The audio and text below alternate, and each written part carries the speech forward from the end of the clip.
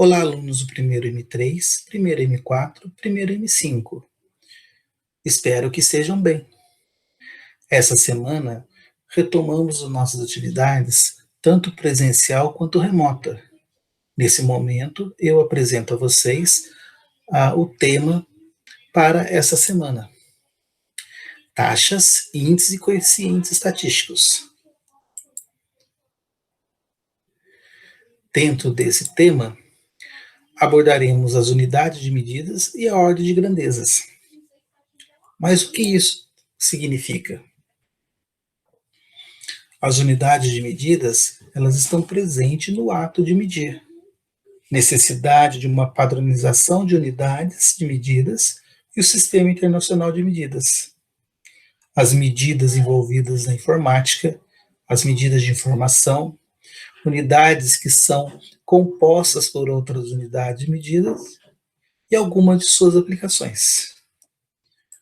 Por que motivo isso é importante? O planejamento de consumo familiar, cumprimentos de horários, comparação e aquisição de bens de consumo são apenas algumas das situações do cotidiano de uma pessoa comum.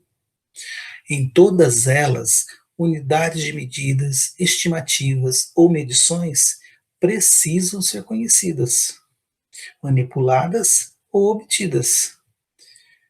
A evolução científico-social humana já se incumbiu de criar unidades de medidas, como o tempo, a força, a temperatura, a luz, entre outras.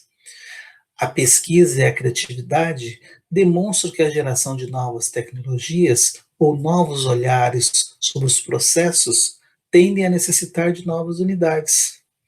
Um cidadão integral precisa ter autonomia para entender o que há por vir.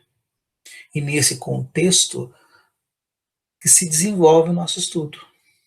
Você estará apto a aprender a ler, entender e usar na sua comunicação as unidades de medidas, da estimativa à precisão, tal qual utilizamos no ato de medir.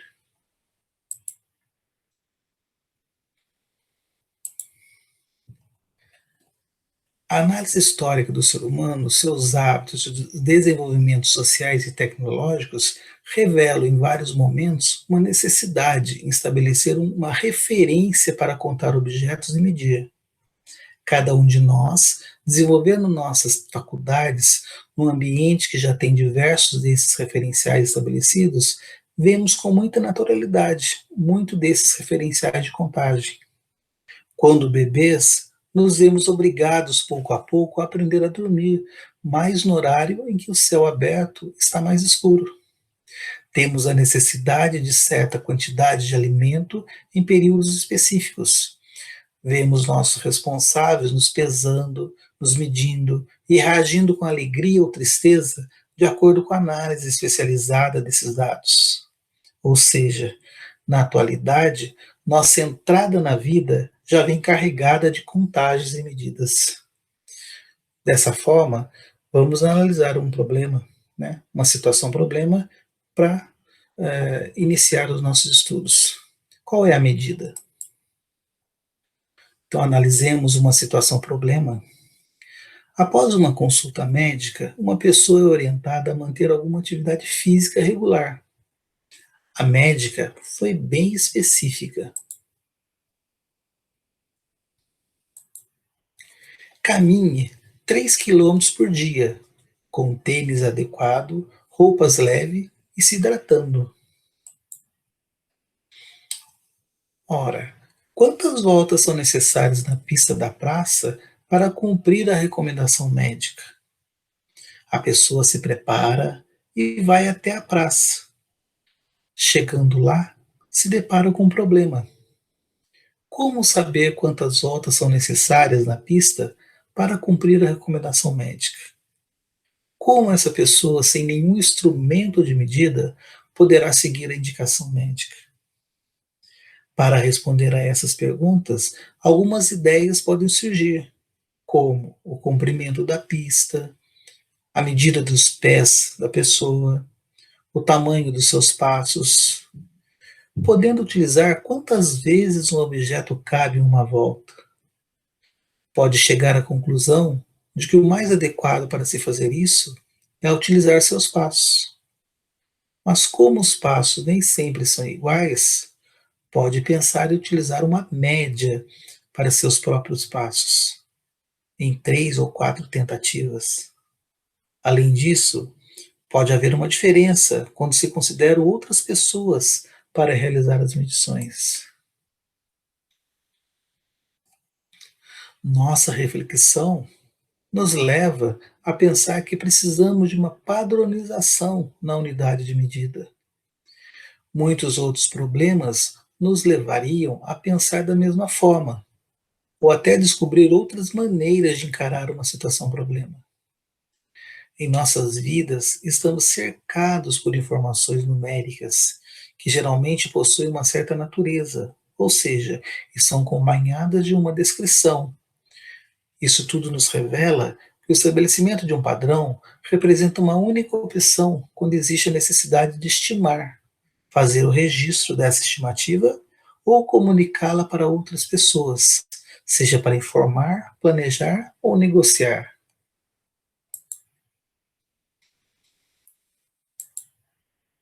Ao longo da história, diversas unidades foram criadas em diversos lugares, inicialmente tendo como registro alguma parte do corpo ou objeto físico. O livro A Informação, de James Clerk, conta que o primeiro registro oficial feito por um país ocorreu no século XII por Ricardo I, que reinou de 1189 a 1199 na Inglaterra. Ele determinou unidades para as grandezas simples, comprimento e capacidade. Acredita-se que a grande motivação tenha sido o comércio. Sem uma padronização no comércio, é fácil imaginar que dois conhecidos paguem preços iguais para quantidades diferentes, fazendo um deles ficar com a sensação de que foi enganado. Mantendo as coisas dessa forma, haveria um grande problema em se manter a ordem e a paz no local. Resta então uma única saída: estabelecer padrões e regras que evitem essas situações desagradáveis. Em 1790, a França reúne diversos cientistas e cria um sistema métrico, de onde surge o metro, que vem do grego metron e significa o que mede. Na época, o metro foi estabelecido como sendo 1/10 milhões, ou 10 elevado a menos 7, da distância do Polo Norte ao Equador. Com o tempo, os cientistas perceberam o quanto os avanços tecnológicos e métodos poderiam atualizar os padrões, os valores padronizados. E métodos poderiam surgir na necessidade de tempos em tempos de reavaliar essas medidas. A 11ª Conferência Internacional de Pesos e Medidas, realizada em 1960, adotou o Sistema Internacional de Unidades, responsável por apresentar as unidades padrão ou unidades simples. Na 26ª Conferência Geral de Pesos e Medidas, em Versalhes, acaba com o problema de se padronizar as medidas através de objeto físico. Até então, as unidades elas eram padronizadas através de um objeto físico, passando a ser, então, uma constante da natureza. O desenvolvimento das ciências e da tecnologia levou a humanidade em vários momentos não só a reavaliar suas unidades de medida, mas também a estabelecer outras novas. Caso as existentes não se mostrem adequadas para uma determinada tarefa, tal como na eletricidade, na informática, novas referências, novos padrões e novas unidades surgem para resolver o problema. É o caso da grandeza volts, pixels, watts, bytes, ohms. Nos dias atuais, é muito comum depararmos com situações que envolvem grandezas de diferentes tipos que se interrelacionam.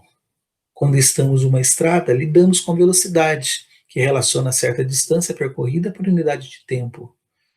A velocidade relaciona duas outras grandezas, distância e tempo.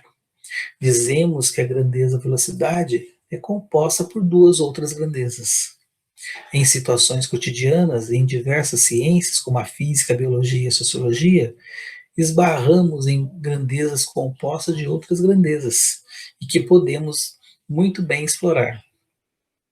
O texto que apresentamos a vocês complementa essa abordagem de interrelação entre grandezas com o estudo de situações e problemas que envolvem o IMC, que é o Índice de Massa Corporal, o PIB per capita, que é o Produto Interno Bruto de um país, e a densidade demográfica. O caderno Currículo em Ação, a partir da página 135, faz uma abordagem da relação entre grandezas com diversas atividades que o ajudarão em seus estudos.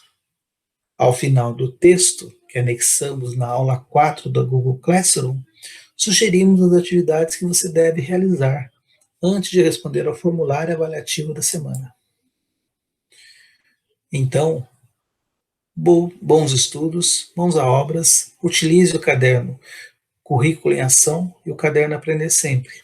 Se você já pegou na escola, bacana, você pode utilizá-lo. Se não, eu deixo na Google Classroom, no item Materiais de Apoio ao Estudante, esses 2 volumes, onde você pode baixar no seu computador e utilizar para a leitura. Aproveite também e veja os vídeos do Centro de Mídia que abordam sobre esses assuntos.